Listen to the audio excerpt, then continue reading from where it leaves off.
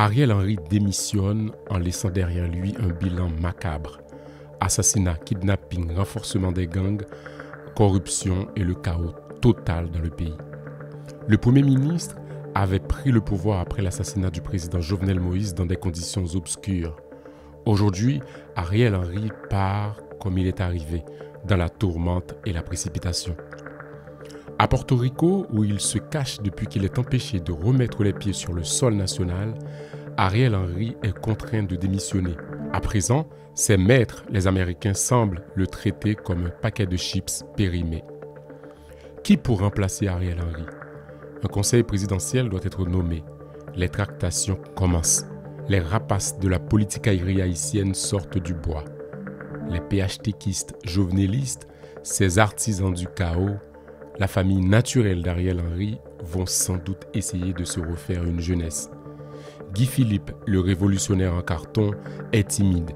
Lui qui voulait pourtant résoudre le problème des gangs en un claquement de doigts.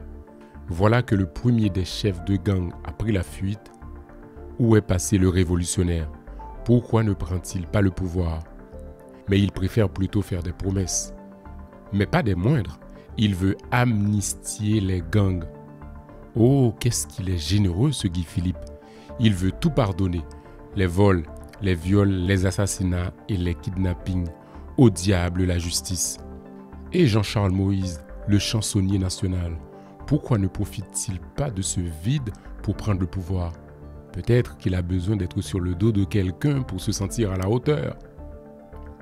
Dans les médias occidentaux, ça y est, on recommence à parler d'Haïti.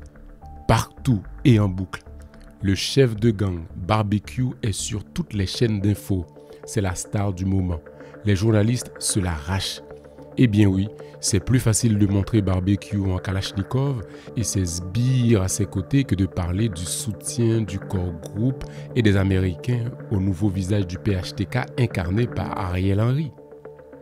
Sinon, le président du Salvador, Nayib Bukele, qui a mis KO les gangs dans son pays avec des méthodes pas toujours conventionnelles, a proposé de résoudre le problème en Haïti. Il y a encore 5 ans, le Salvador était considéré comme le pays le plus dangereux du monde, en proie aux lois des maras, ces gangs criminels qui pratiquaient l'extorsion et terrorisaient la population.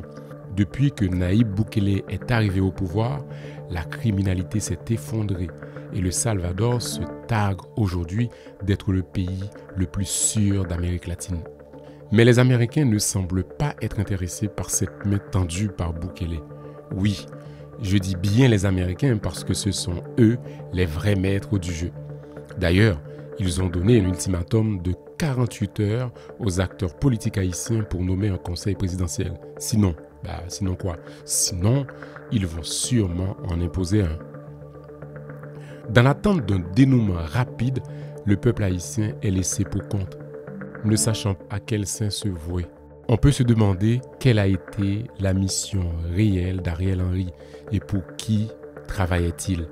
Une chose est sûre, dans ce spectacle du grand n'importe quoi, les seuls qui applaudissent sont les vautours de la politique haïtienne prêts à se repaître de la moindre miette de pouvoir laissé vacant.